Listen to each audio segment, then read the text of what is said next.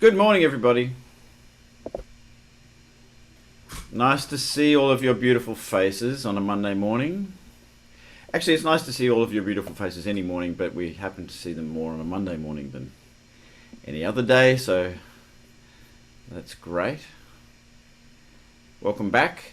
For those of you who are here for the first time, welcome to Monday morning warm-ups with me. I'm Andrew Bain. For Invested Musician. For those of you who are new, please let us know where you're coming in from. That would be really cool. But I do see a lot of familiar faces. So this morning's session is based around one of these. No, that is not a mushroom. It is a practice mute.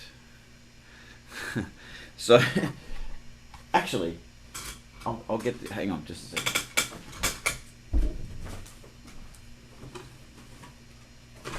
Because I brought a bunch of these. Okay, so oh no, hang on. No, that's sorry, that's not what I meant. So we have one of these guys. This practice mute is David Crable's practice mute. David Crable is the former principal horn of the San Francisco Symphony and my predecessor at Colburn. So I stole his practice mute. Then I have another one.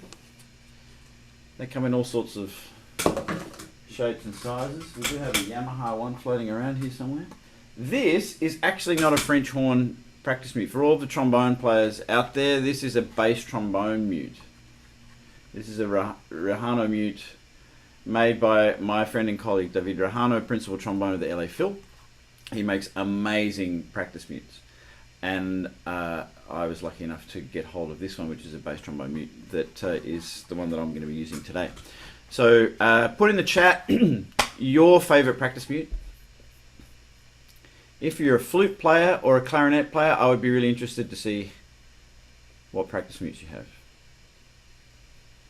That would be cool.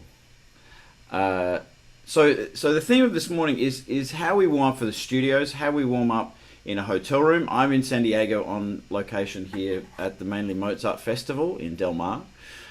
So I can't do my normal warm up because I would annoy a lot of people. I don't mind annoying people when I'm at home, but in the hotel it's a little different. And then also, like, if you've got small children, if you've got, a party going on upstairs and you need to practice and you can't disturb people, how to practice with a practice mute. So, or practice softly. In the studios, it's very important that you're not disturbing other people. So it's important that you learn how to practice with a mute, or you learn how to practice really, really softly. So let's get into it. You should have a packet of exercises, and we'll just work through those for those of you who are here for the first time. There we go. Thank you, Doug Hall. Doug Hall has printed it out. Fantastic. Mine's on the iPad version. But thank you to Dana Record for putting this together. Dana is part of our IM team, does an amazing job. She's here this morning to man the chat. If you've got questions as we go through this morning, please put them in the chat, and we can help you with those.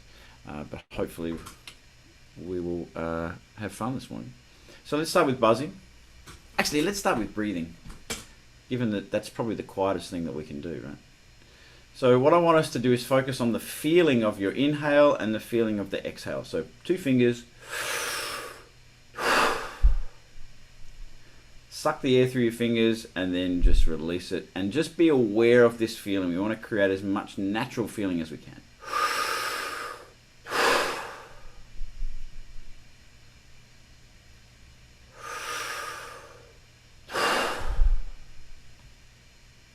Fantastic.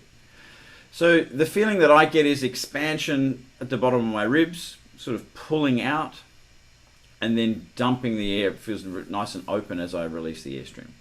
And then I can do the same thing through the back of the mouthpiece.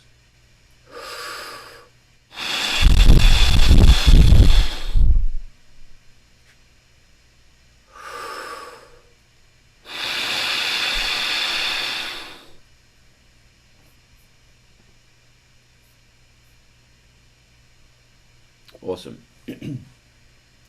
So let's start with buzzing. So the idea is to transfer this feeling into our buzz, so that we're not trying to create a focused buzz. We're not trying to make sure that we've got a sound that's compact. We're focusing on moving the airstream and letting the lips vibrate, and that's going to create the buzz itself. So.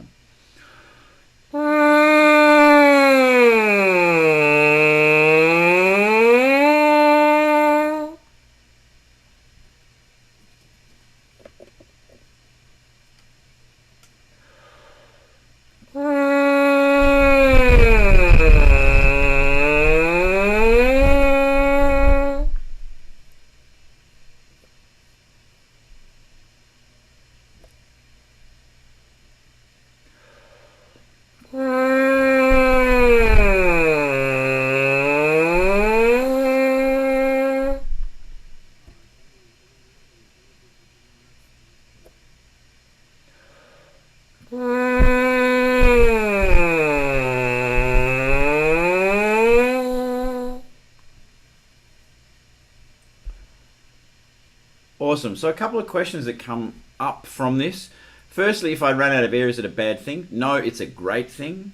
If you're running out of air, particularly as you're going lower, that's a really good sign. What we want to do is open up the airstream as we go down and increase the speed as we come back up again. But running out of air is never a problem. The other thing is, sometimes we get this effect. As we go down, we lose the buzz. And this happens a lot, happens to me. All that is that we're just stretching, as we drop with our jaw, we're bringing our lip down as well, and we're creating too much of an aperture, too much of a hole. So if you think of keeping your corners forward and keeping your bottom lip up and out and close to the top lip, you're going to keep that buzz.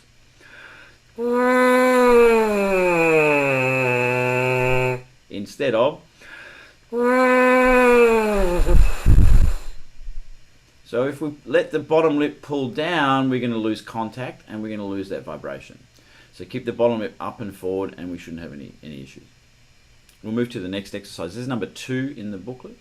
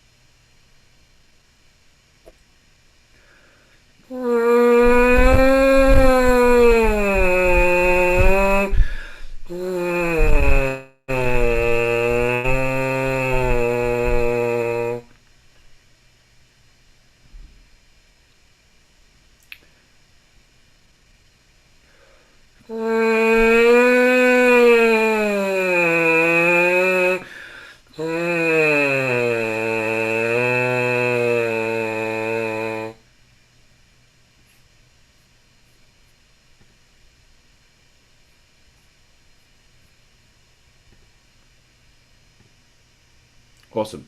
So Adrian, thanks for your question about losing the buzz on the way up.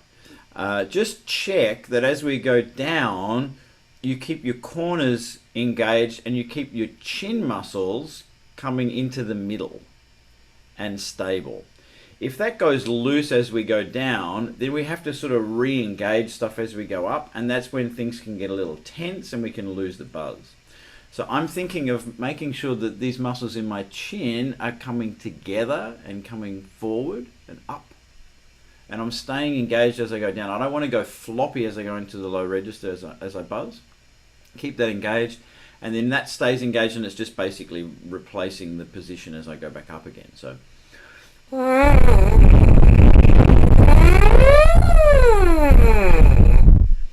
Everything stays in the one spot.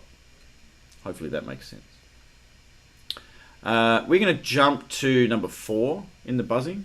So buzzing obviously is a good one to do in the studios, or well, actually not in the studios at the moment because the COVID officer doesn't like it because you're sending aerosols around the place. But in your hotel room, very good one because it's quite quiet. So this one is helping us to get through the range.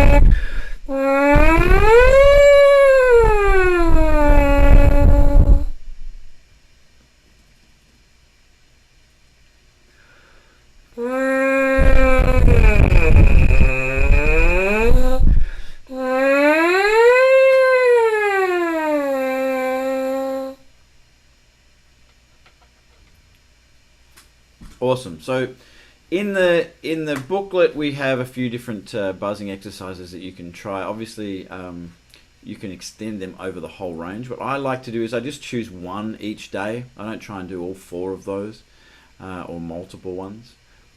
Just one each day. And I don't tend to do an enormous amount of buzzing, but there are other people who do a lot of buzzing. Dale Clevenger advocates a huge amount of buzzing.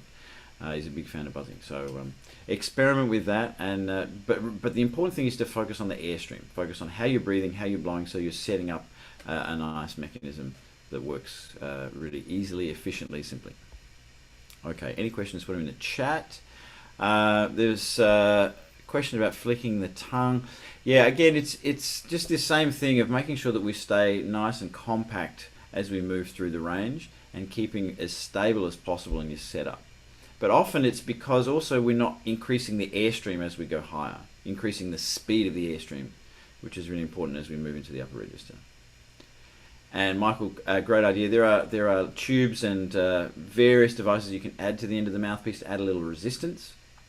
There's a burp that you can, exactly Cindy, burp that you can attach to your instrument that will help with a little bit of resistance, and you can change that resistance when you're buzzing as well and give yourself the feeling of actually playing the instrument as you go. Okay, so next exercise we're going to do 4 and 4 repeated notes. Very simple exercise. We're just again focusing on moving this air. We're going to do 4 notes without articulation and 4 notes with articulation. And I'm going to do this one with a practice mute. If you have a practice mute, you can experiment with it. One of the important things with practicing with a practice mute is that you don't push too much against the resistance. There will be more resistance when you've got something stuck in the end of the bell of an instrument. And fighting against that resistance and trying to get the sound that you normally get is not going to help. It's going to actually create a little bit of stress on your face. So allow that resistance to work with you and keep, again, the feeling of this nice, relaxed, open feeling of moving the airstream. So you might need to turn your volume up for this because this is pretty soft, this practice mute. Okay.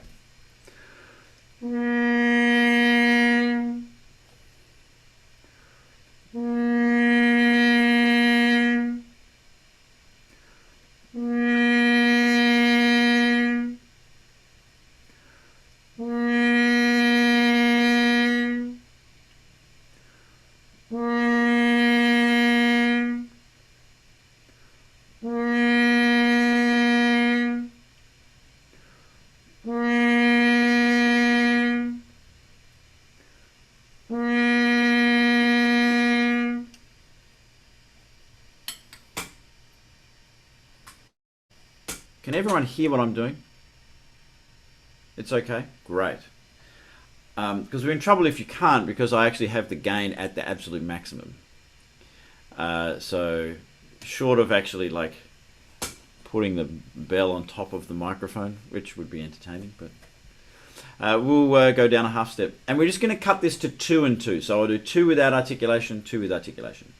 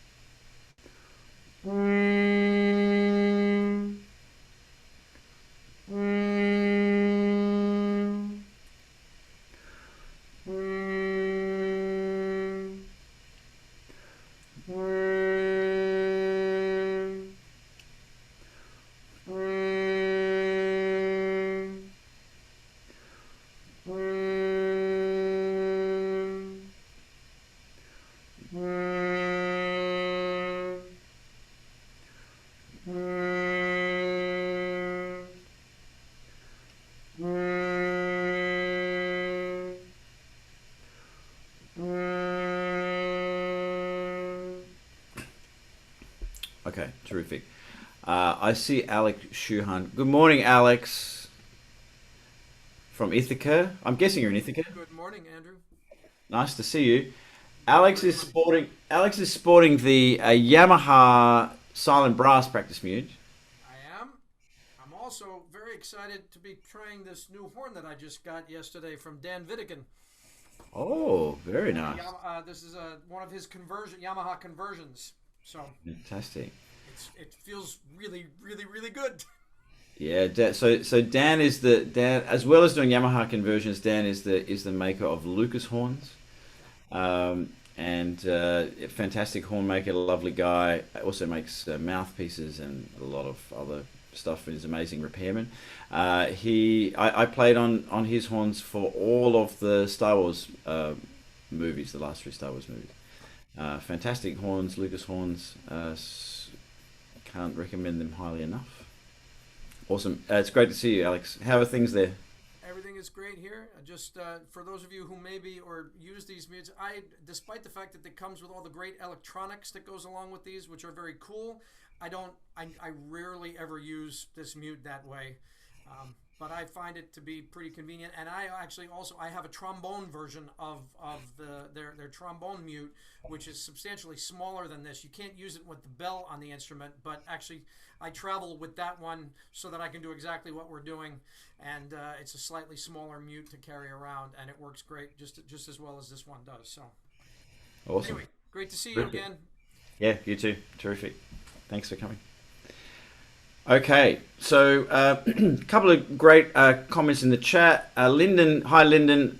Lyndon is a fantastic Australian horn player living in St. Louis, and we used to work together many years ago. Lyndon asks, do you use any syllables through the range? A lot of people do. A lot of people change their syllables as they travel through the range. I don't. I just think of air speed.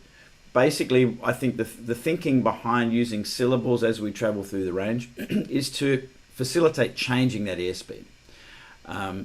So for me, I don't think about that because it's a little complex and it adds another layer for me. But for some people, they find that really helpful and really simple. So it's a good thing to experiment with for your own playing, changing your vowel sound as you go through the register.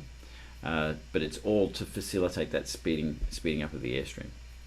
And yes, we need to be careful when we're practicing with a practice mute that we don't shred your face. We need to be really careful. And so it's a good reminder for me when I'm practicing in a hotel or in the studios to really lock in on, am I relaxed? Am I making sure that I'm using minimal effort to produce a sound? And is it coming from my airstream or am I focusing on my chops?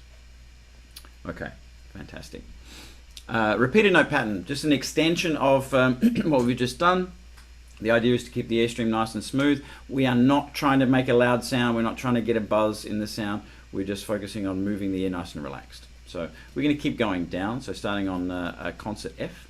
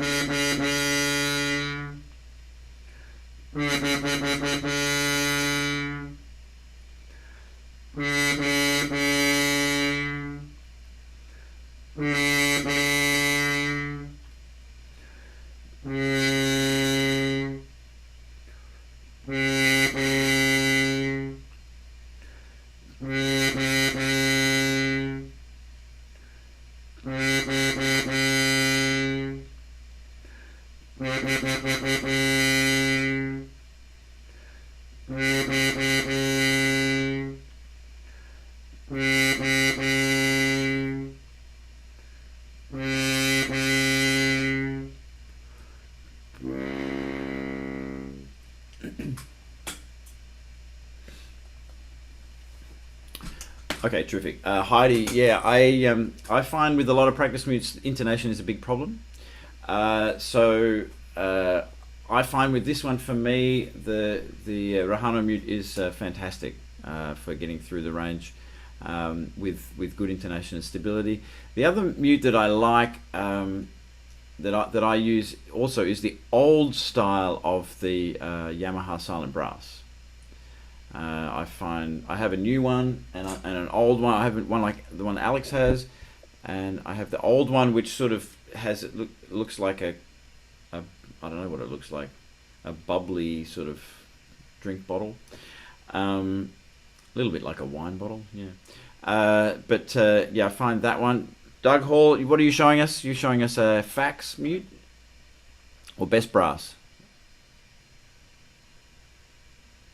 Yeah, so there are a whole bunch of mutes on the market, and experimenting with them, finding out what has something that doesn't have too much resistance, something that obviously is quiet. That's important, but not too much resistance. Plays pretty well in tune, has a good response, and you'll find the next day if you do a session with a practice mute and it's not really the practice mute for you, or it's a little too resistant, or it's too it's working your chops too hard, you'll feel it the next day. You'll feel really stiff. So maybe that's not the one that you're looking for. But yeah, not pushing against the resistance is really, really important in terms of practice mutes. Okay, and you can play it with or without the bell on. I'm just lazy and I don't put my bell on, but it works. Generally, most practice mutes will work fine without the bell on. For those of you just joining us, this is a Rahano mute. It's actually a bass trombone mute made by David Rahano, who is the principal trombone of the LA Phil. Makes incredible mutes for brass instruments. All right, glissando. This is the next one on your list. One quarter note straight, one quarter note glissando. The idea is that we're opening the airstream as we go down, and as we were talking about with the buzzing, aiming to keep your bottom lip up and close to the top lip. As we go down, your jaw is going to drop if you're a horn player, right? But don't let your bottom lip go with it, because you're going to lose the buzz, lose the focus and control. So we want to have as much cushion as you can with this bottom lip, keeping that forward and out. So here we go.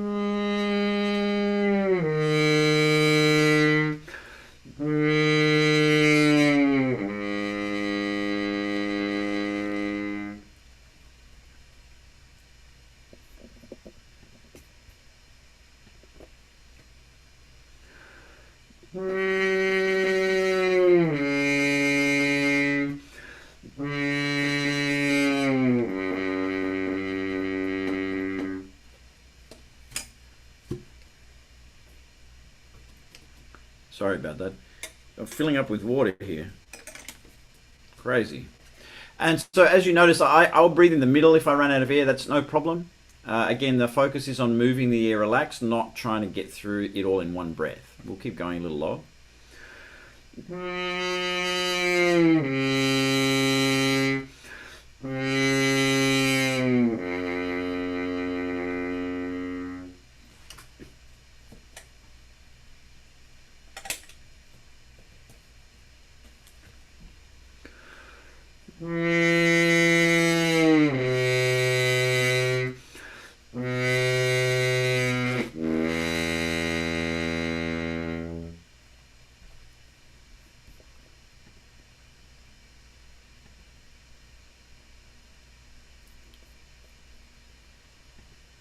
Awesome. So, for those of you who are here and have your cameras off, we love to see you. Remember, we love to see your face. And remember that we spend all of that money on the filter to make you look amazing. So, you look amazing. Everyone looks... Thanks, Scott. Hi, Scott. Awesome. What stadium is that? San Diego. Petco Park, San Diego. Oh, beautiful. Awesome. There's Rupal. Rupal's in the car. That's good. I just dropped off the kids. I don't want to miss anything. Terrific. So this warm-up does not include playing in the car. We do not recommend playing in the car. Good morning, Lisa Ford. Good evening, Lisa Ford. So Dan Omer, who is one of our long-time alum at Invested Musician, he was involved in all 4 of our live programs. He asked the question about using a stopping mute in the studios. I never have, but I think at a pinch it probably would be okay. But probably the most valuable tool for a studio musician is actually your bag of mutes. So everyone will have a practice mute, everyone will have a straight mute and a stopping mute and any other mute they can get their hands on. Dylan Hart has a collection of cup mutes and Harman mutes for horn, which is quite entertaining. I think he actually bought the entire market of those. And if you need a cup mute or a Harman mute, call Dylan Hart. He has all of them if you can't find one. Awesome. Please put your questions in the chat. So stamp. Moving on to stamp. This is a nice one to do with a practice mute because it's very fluid and in a nice comfortable register, and generally we do this one soft. So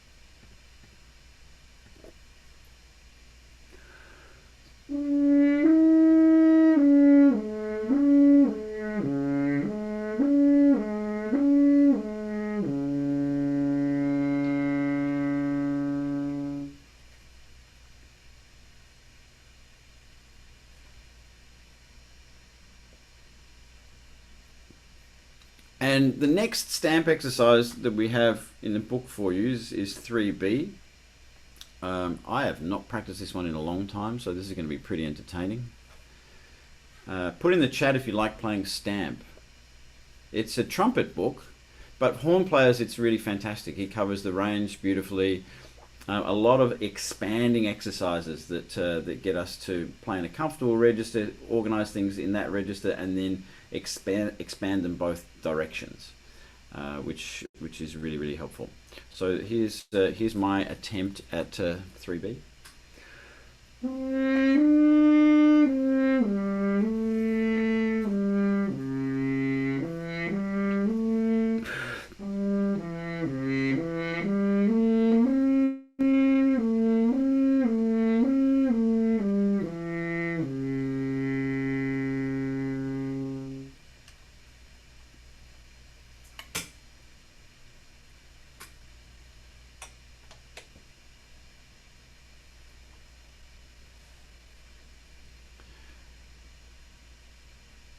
The next one looks like it may be related to F sharp major. I'm not sure if that's the case, but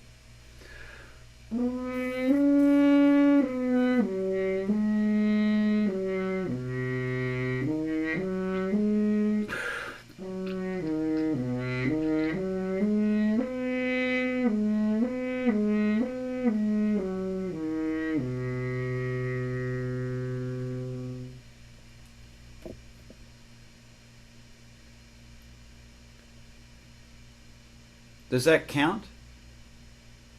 I'm wondering if that counts. If everyone can give me a thumbs up, if that counts for my F sharp major for the morning. It does? Oh, fantastic. I'm off the hook. We'll do one more of these.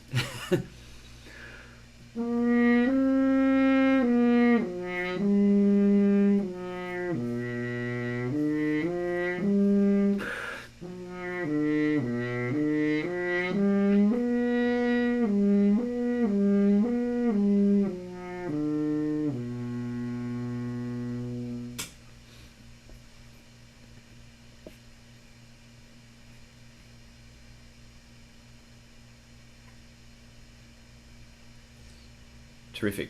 Sounds great. With stamp, some of the exercises I do with no finger changing, and other ones I sort of have to. But it's really good for us to try and get this really nice, gooey, connected legato through the range. Nice and gentle, really teaching us not to force anything. Okay, so the next one, I like to do this one. This is one that definitely we do a lot in the studios. As you hear studio musicians doing this one quite often, and the next couple of these, because one of the most important things is being able to play soft and be able to get these nice soft attacks, and then control the dynamic range as we go. So we're going to start this one on a middle C on a concert F. So we're going to start pianissimo. We're going to crescendo through 1, 2, 3, 4, 5, 6 notes to fortissimo, and then diminuendo on each of the repetitions. So just a quarter note each, quarter note rest, starting soft. Hopefully this will sound soft. The fact that I've got to practice muting will probably help.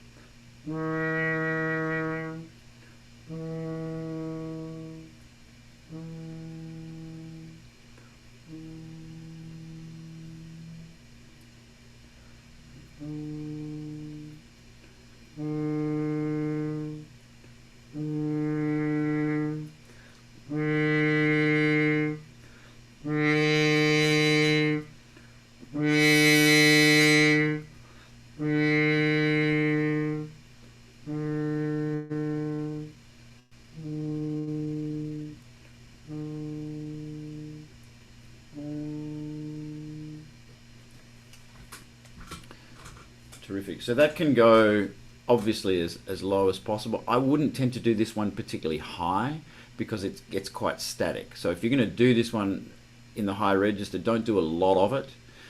Just do a little bit. As we talked about last week, for me, playing in the upper register, I'll do more moving things and more fluidity in the upper register to sort of build that range rather than anything static. My static stuff will happen in the low register.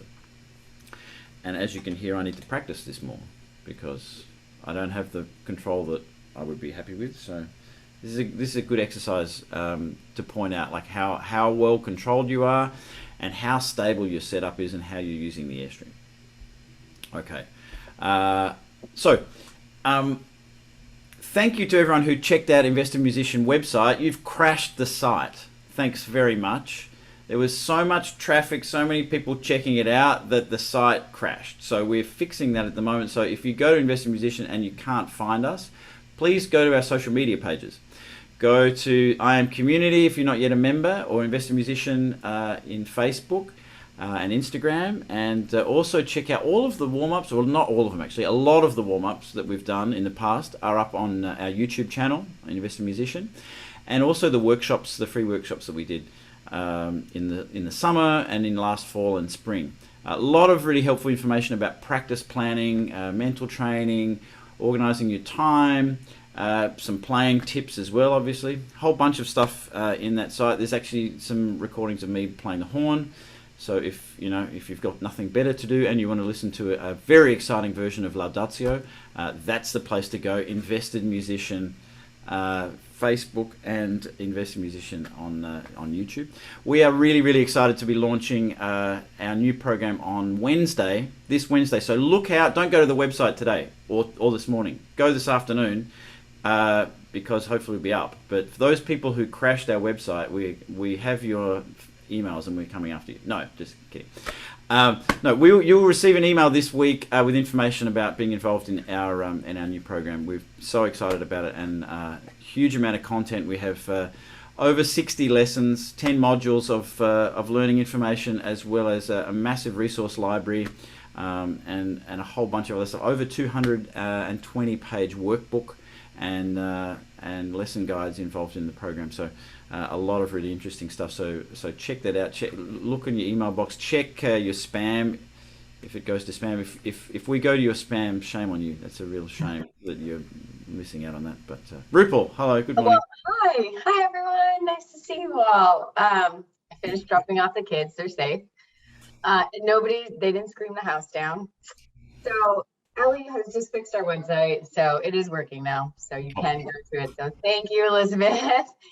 And yeah, I just wanted to reiterate what Andrew said. We know we've spoken to, I don't know, like 200 of you before who weren't able to join the program, but we've actually created a few different packages now. So there are some options that might fit into your budget. So please take a look at it and see if it's something that might work for you. We have lots of different ways to get involved, and we've also extended the program. So instead of it being kind of 3 months and really intense, we've gotten feedback that people want longer support and want more structure for that longer period of time. So now the program is over 6 months. So it's kind of more time, more content, and more support from us. And then we've also, worked on some of the budgeting and pricing to help so that more of you can join. So we hope you guys will check it out. And if you're interested, you can just book a call from our website and we can talk through and see which one might be right for you. Or if you just want to have a chat, you can also book a call. We like talking to people. It's no problem. All right, terrific. Moving on. Now we're going to start more movement and more articulation. This is one of the things, obviously, in the studios, we need to have flexibility and this, coordination, and we need to get that going pretty quickly early in the day. So repeated note scale, this is something that's pretty familiar to people who've been here before. This was brought to me by my first undergraduate teacher, Patrick Brislin, and an exercise that I use pretty much every day. So we'll give this one a go.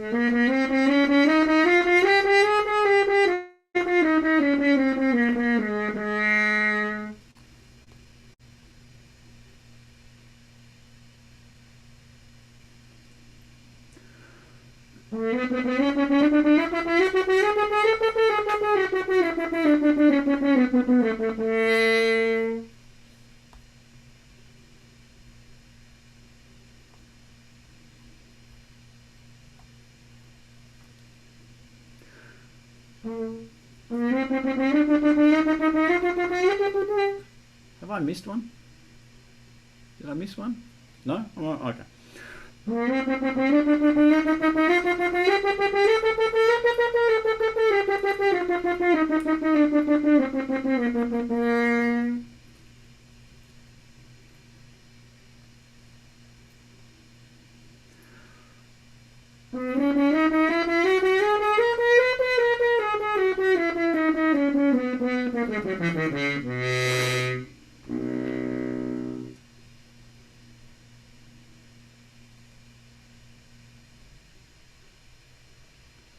Very good. You guys are so good at F sharp. I don't understand it. It's amazing. I never ever hear you make a mistake. Ever. Awesome. All right. So that's repeated notes, guys. Obviously, we can take that up as high as you like and do the descending version. Okay. So this is an exercise. Dylan Hart, who is one of the big players in the studios in the horn world. Played on a huge number of on movies and does a lot of playing with me in the studios as well. He really likes this exercise. This is another really simple one, but very, very important to maintain control. So we're going to start off. We're just playing a whole note and then changing a semitone down, but starting off pianissimo, crescendoing the peak. At the peak of the crescendo, we change pitches to a half step down, and then we control the diminuendo. So really focusing that you're staying engaged with your airstream and that the air is doing the work. You're not trying to control from your face. So.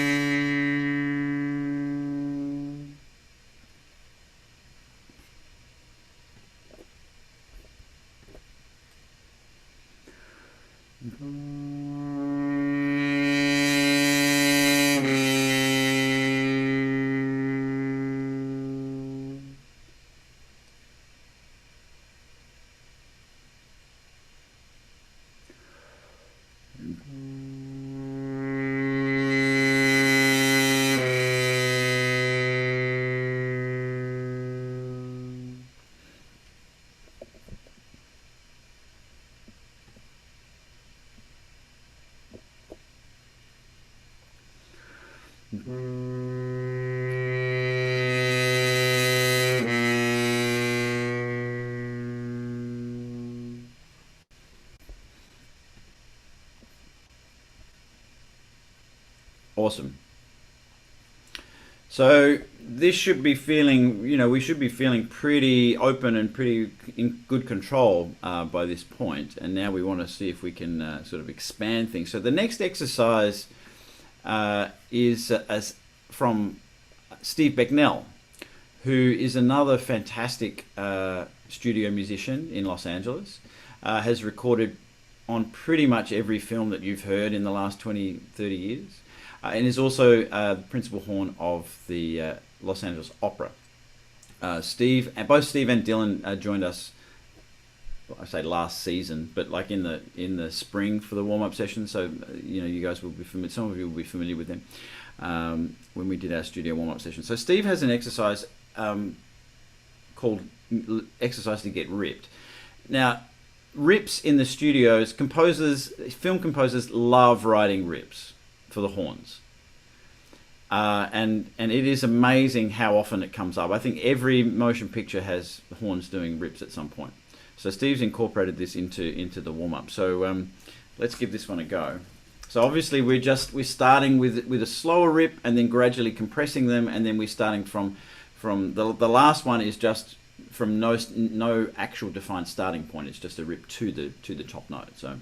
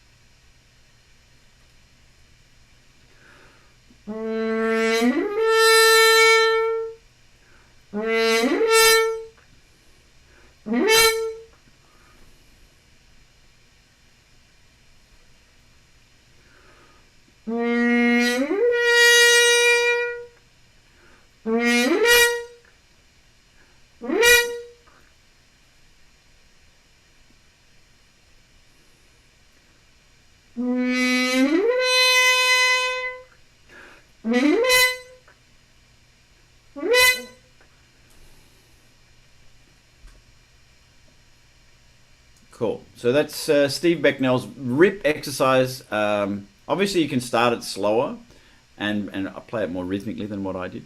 But the idea is to be able to get this feeling of how to really land into that top note. And the idea that I have with rips is that from the bottom note I want to stabilize, but I want to actually slam into the underside of the top note. I don't want to try and place that top note like putting something on the shelf. I want to slide and hit into the underside of that note, and that gives me good stability. Okay.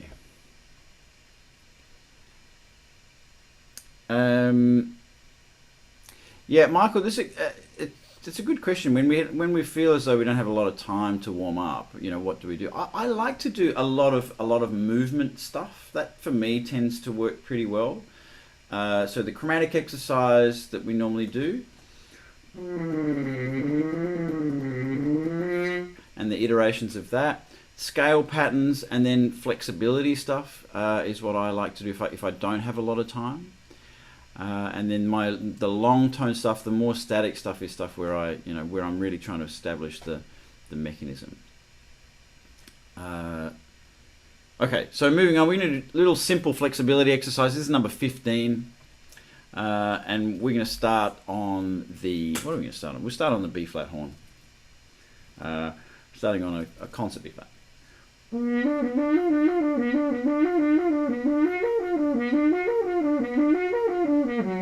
Oh, I'm just making it up now. That's just terrible.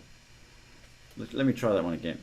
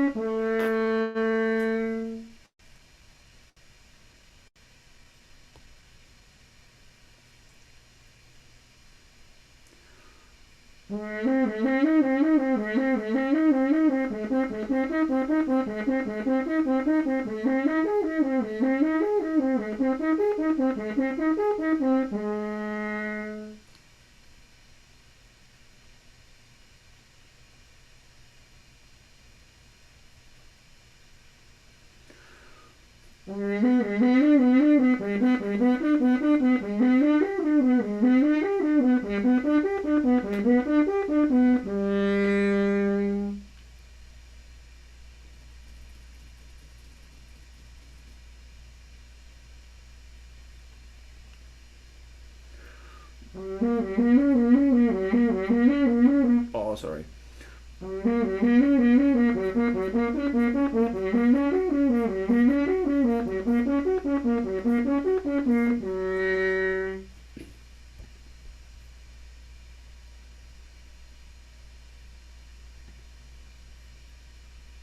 Okay, fantastic. And that one obviously you can extend down lower into the range, and also you can actually extend the whole exercise through more harmonics if that's what you feel like. So one of the issues with playing in the with a practice mute is that we can feel a little bit sort of dull and stuck, you know, stiff after a little bit of time. Also, if you're doing a lot of playing in the studios, there's a lot of loud playing that happens. If you're recording a film for John Williams or recording a film for Hans Zimmer, there's a incredible amount of loud playing, and they do a lot of repetitive takes. So this is a drill that I like to use in between the recording sessions. So you know, on a 10-minute break, or if you've got a 15-minute break, or in the lunch break, just to bring back some focus. And it's also, if I've been doing a lot of playing in the orchestra, say we've been rehearsing a Mahler symphony, this is an exercise that I'll make sure that I put into my routine pretty regularly, because it brings back that focus and control. So this is one that I sort of made up. I heard Stefan Dorr doing something similar one day when I was playing in Berlin, and sort of made this my own exercise. So I start on the F horn. This is for horn players. F horn 2 and 3. And the idea is that we're playing as soft as you possibly can and as focused as you possibly can. So everything into the center of the mouthpiece, and we're just sliding through this range. So it's much easier to do on a practice mute than it is without the practice mute. But unfortunately, I can't screw my bell on, so I can't demonstrate it to you without the practice mute.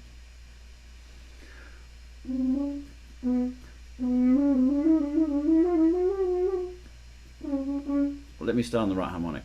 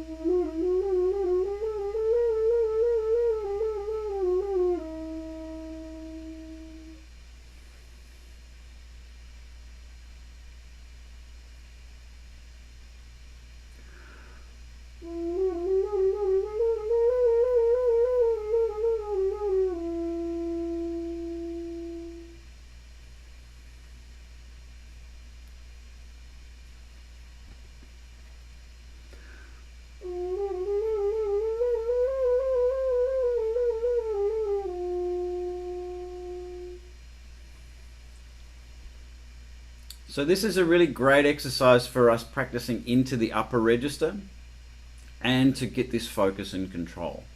But definitely one when I'm doing a lot of heavy playing that I will include in my warm-up, and many times a day actually, to bring that focus back in. Because as we know, when we do a lot of loud playing, it's very easy to feel sort of spread and without that focus. So this helps to bring that in.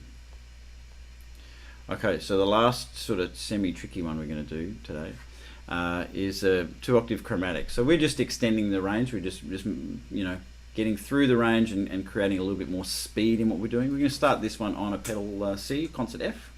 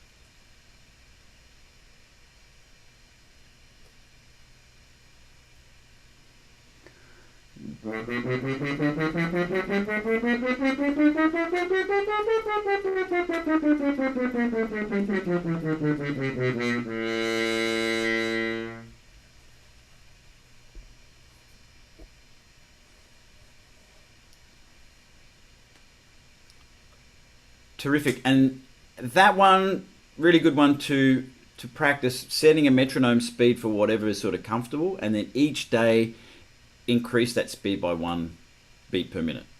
And in no time, you're going to have much better coordination, much more speed through the range, and you won't even notice it.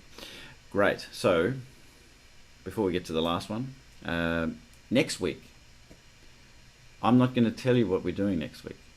You're going to have to guess. No, Dana will put out a post with the theme for next week, but it's going to be pretty cool. It's going to be sort of a culmination of all of this session and also the previous session. So it's going to be a lot of fun, very special. Yeah, so check out Invested Musician. Check out the website now that it's back on. Please don't all go at once. If you could just calmly just make your way to the website without crashing it, that would be great. Yeah, check out the programs, check out our YouTube channel. I would recommend checking out some of the previous warm-ups. If you didn't get to come to all of them, they're fun for you to pass an hour by if you need some inspiration and to be with a nice group of people for a warm-up session. So check that out on the YouTube channel. And what we're going to do this morning for the elephant is everyone with a practice mute gets to unmute, not unmute their instrument, unmute their Zoom, and we're going to do elephant practice mute style. Okay. So are we ready? I'll play first, and then we'll call and response this, and this could be entertaining.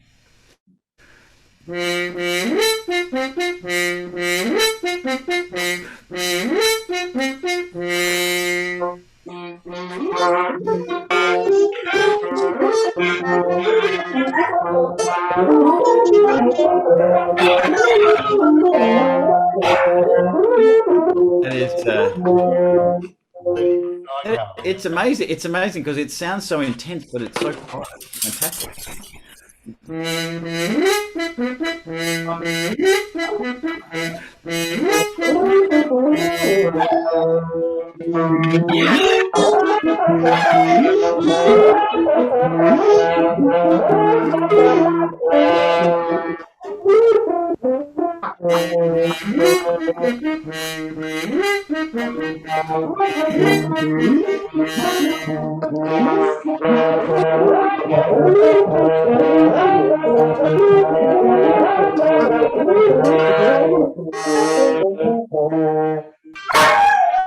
Okay, that's awesome. And what's always interesting about this is that still Beasley makes the most noise of anybody.